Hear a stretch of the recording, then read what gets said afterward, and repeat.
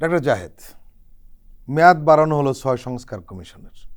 বিচার বিভাগ সংস্কার কমিশন ছাড়া অন্য 5টি সংস্কার কমিশনের মেয়াদ আগামী 15 জানুয়ারি পর্যন্ত বাড়ানো হয়েছে, আর বিচার বিভাগ সংস্কার কমিশনের মেয়াদ হবে আগামী 31শে জানুয়ারি পর্যন্ত। কেন এটি হলো? সম্ভবত প্রায় সব কমিশন তাদের রিপোর্ট, চূড়ান্ত যে রিপোর্ট, সেটা ঠিকভাবে চূড়ান্ত করে উঠতে পারেননি। আমি আমার কমিশনের কথা বলতে পারি, আমি নির্বাচন ব্যবস্থা সংস্কার কমিশনে আছি। আমাদের ডেডলাইন ছিল 3 তারিখ, আমাদের প্রস্তুতি হয়ে গিয়েছিল। আমরা 3 তারিখ টার্গেট করেই কাজ শেষ করছিলাম, দিনরাত কাজ করে আমরা এটা শেষও করেছিলাম। কিন্তু আমি ধারণা করি যে অন্যান্য সবার কাছ থেকে তথ্য নিয়ে সরকার বুঝেছেন যে এটা যদি একটু বেশি হয় জিনিসটা একটু ভালো হবে।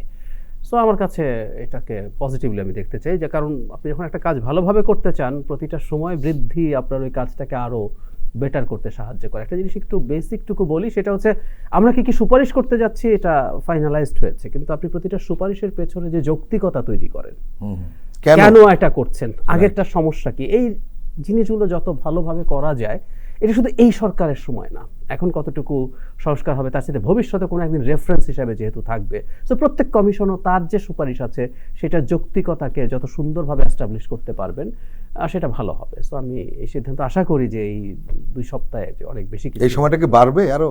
না, কোনোভাবেই বাড়বে না, বাড়া উচিতও না। কারণ হচ্ছে এই রিপোর্টগুলোর উপরে ভিত্তি করে সরকার তার স্টেক হোল্ডারদের সাথে, রাজনৈতিক দলের সাথে কথা বলবে। সো এটা উচিত না, বাড়া কোনোভাবেই উচিত না। এবং বাড়লে একটা আস্থাহীনতা তৈরি হবে, তখন সরকারের বদনাম তৈরি হতে পারে যে সরকার এটা পেছানো মানে সরকার নেগোসিয়েশন পিছিয়ে দিচ্ছে, সংস্কারের আলাপের সাথে আবার নির্বাচনের সময় জড়িত।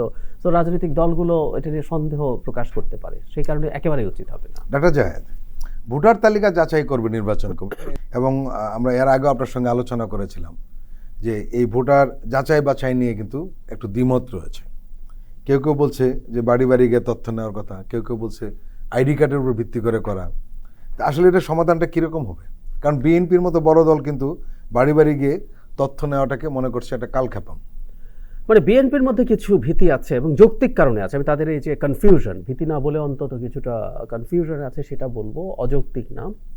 কিন্তু আবার বাড়ি বাড়ি যাওয়ার পক্ষে একটা বড় যুক্তি হলো, গত এতগুলো বছরে আমরা আসলে নির্বাচন বলে কিছু দেখি নাই। এবং নির্বাচন বলতে এভাবে বলবো আমি, জাতীয় নির্বাচন দূরেই থাক, এমনকি এরশাদ সরকারের সময় আমরা পরে এসে শুনেছি, এই খবর আমি যারা ওই সময় ছিলেন তাদের কাছ থেকে জেনেছি, যে স্থানীয় সরকার নির্বাচনগুলো ফেয়ার হতো।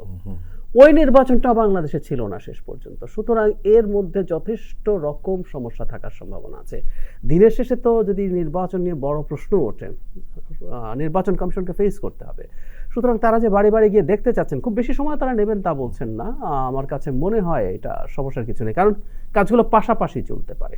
এবং আমাদের প্রধান উপদেষ্টা যে টাইম লাইন দিয়েছেন, যে সংস্কার যদি কম করে নির্বাচন করতে হয় 25-এর শেষের দিকে, তাতে কিন্তু বাড়ি বাড়ি গিয়ে ভোটার তালিকা হালনাগাদ করার স্কোপ আছে। এবং নির্বাচন কমিশনের তো অন্য কোনো কাজ নাই যে তারা এই কারণে অন্য কোনো কাজ তাদের বাধাগ্রস্ত হচ্ছে।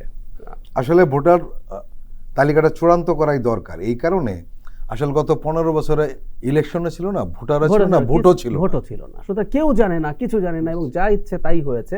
তো এই ভেরিফিকেশন, আমাদের প্রত্যেকটা জিনিসকে আসলে নতুন করে ঠিকঠাক আছে কিনা চেক করে নেওয়া দরকার। এবং আমরা এটা তো দেখেছি যে যখন ভোটার লিস্ট হতো, কে অন্য দলের হলে তাকে ভোটার লিস্টে নামই রাখা হতো। আমি এমন উদাহরণ জানি যে টোটাল ফ্যামিলি বাদ।